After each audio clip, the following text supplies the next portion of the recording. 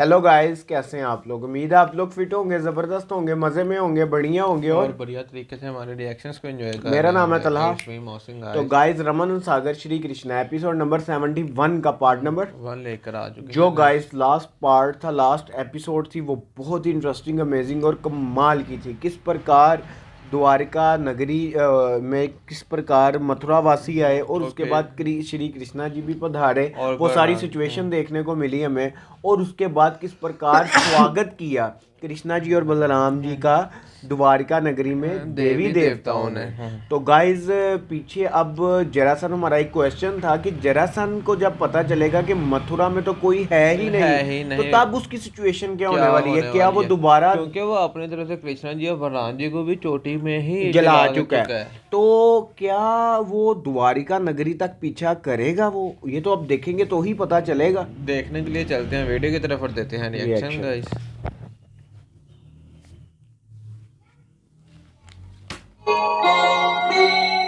जरासंध के बार बार मथुरा पर आक्रमण करने के कारण प्रजा को बहुत कष्ट होने लगा। इसलिए भगवान कृष्ण ने विचार किया कि मथुरा वासियों को मथुरा से अलग हटाकर किसी नए नगर में ले जाया जाए। उन्होंने देव शिल्पी विश्वकर्मा को बुलाकर अपने लिए एक नए और भव्य नगर के निर्माण की आज्ञा दी। अब हम मथुरा छोड़कर कहीं और जाना चाहते हैं। वहां आप हमारे लिए एक ऐसी नगरी का निर्माण कीजिए जहां सब सुख और शांति से रह सके। विश्वकर्मा ने शक्ति माता की सहायता लेकर एक अति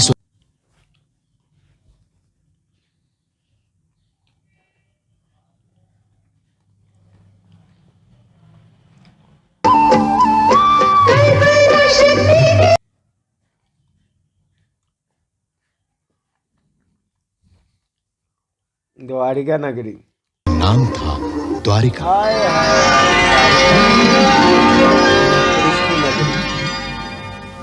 द्वारिका पहुंचने के पूर्व भगवान कृष्ण ने ऐसी लीला की कि जरासंध और उसके साथी यही सोचते रहे कि कृष्ण और बलराम दोनों गोमांतक पर्वत की आग में जलकर भस्म हो गए।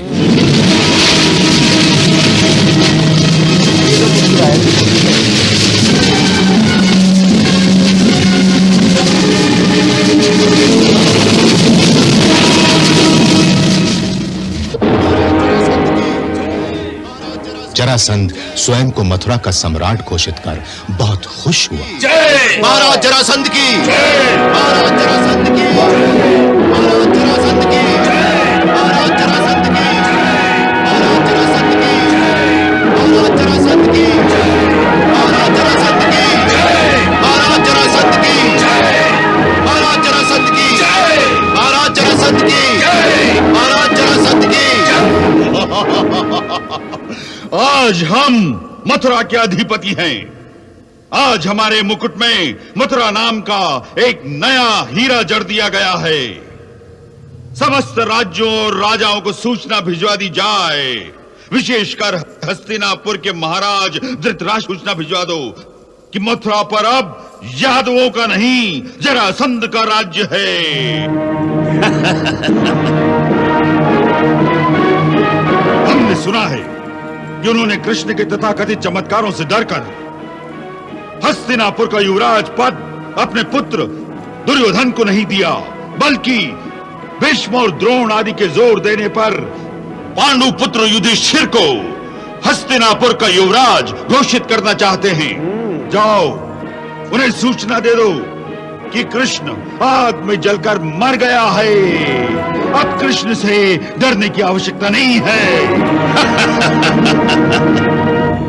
अब वो चाहें तो किसी से डरे बगैर अपने पुत्र दुर्योधन को युवराज बना दें। वे ये सुनकर अति प्रसन्न होंगे। इसको क्या लाभ? प्रसन्न अवश्य होंगे, परंतु क्या महाराज शल्य? संभवतः वो अपना निर्णय न बदल सके। क्यों?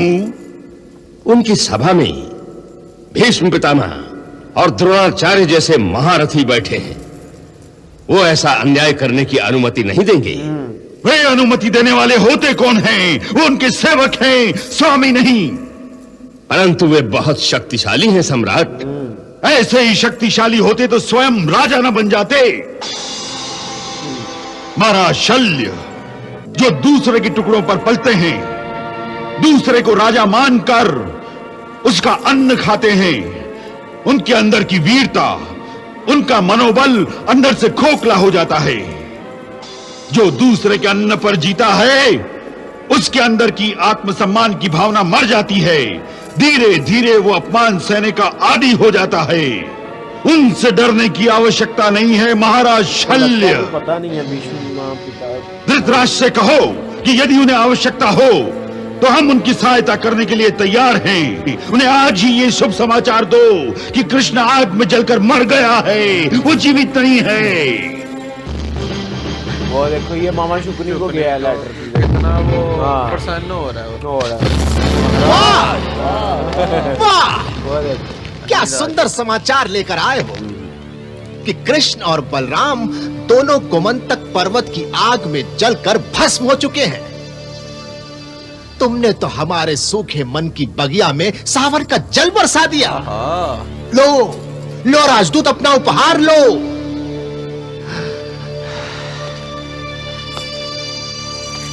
राजदूत, अगर तुम हमारा एक काम और कर दो तो तुम्हें जाने। आज्ञा दीजिए। कुछ ऐसा नाटक करो, कुछ ऐसा नाटक करो कि यह समाचार किसी प्रकार विदुर और पितामह भीष्म के पास पहुंच जाए, बस। नहीं, ये झूठ है, यह संभव है। अवश्य संभव है, परंतु परंतु क्या? श्री कृष्ण इस प्रकार मर नहीं सकते, यह तो सत्य है। परंतु उस आग में जलकर मरे नहीं तो गए कहां? उनके जीवित होने का कोई प्रमाण अभी तक मेरे पास नहीं है। द्वारिका। सत्य किसी प्रमाण के सहारे नहीं जीता। उसे किसी प्रमाण की आवश्यकता नहीं होती विदुर। और सत्य वो है जो मेरी माता गंगा ने मुझसे कहा था कि श्री कृष्ण स्वयं पर ब्रह्म भगवान है। इसलिए मैं ये कभी नहीं मान सकता कि भगवान की मृत्यु हो गई है। और हां, तुम्हारे गुप्तचरों का जो इतना बड़ा जाल फैला हुआ है, उसका क्या लाभ? उससे कोई सूचना नहीं मिली? मिली थी, सूचना मिली थी, लेकिन अधूरी सूचना थी। क्या सूचना थी? सूचना मिली थी कि मथुरा में डोंडी पिटवाकर यह घोषणा करवाई गई थी कि कृष्ण ने किसी नए नगर का निर्माण किया है। वो यादवों को लेकर वहां जा रहे हैं, परंतु वो नगर कौन सा है, कहां है, इसकी सूचना अभी तक नहीं मिली। मेरे गुप्तचर दूर दूर तक किसी ऐसे नगर की खोज में गए हैं जो नया निर्माण किया गया हो। द्वारिका नगरी।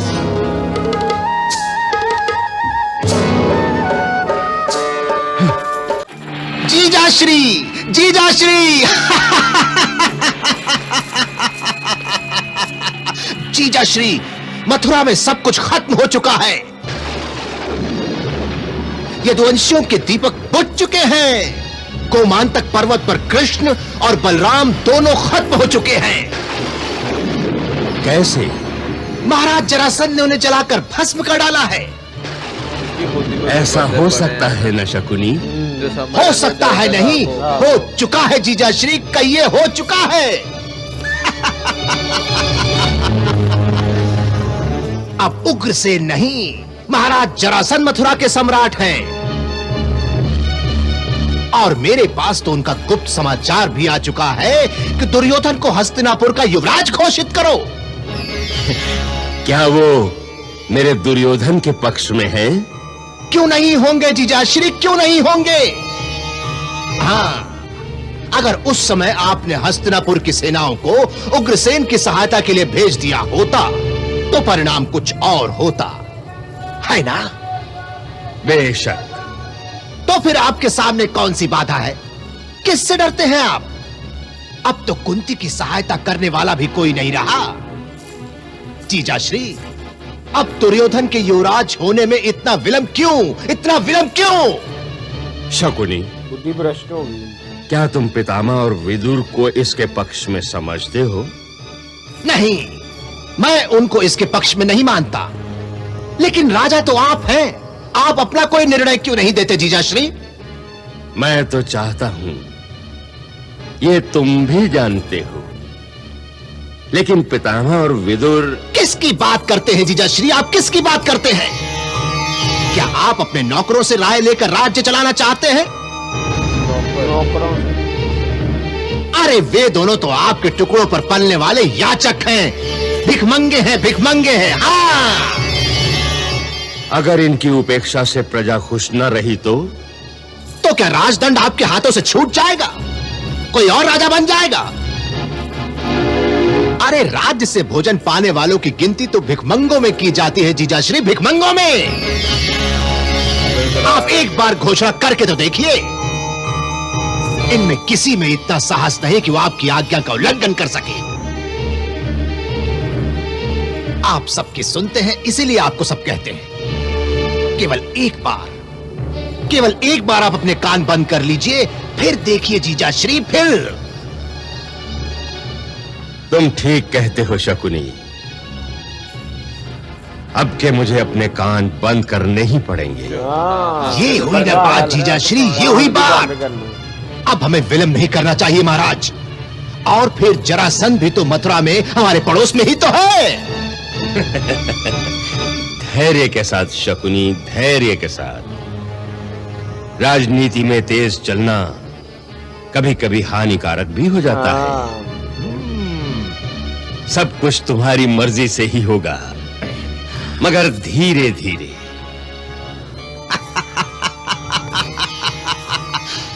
आप ठीक कहते हैं जीजाश्री, सब कुछ होगा धीरे धीरे, मगर धीरे धीरे। हाँ, धीरे धीरे।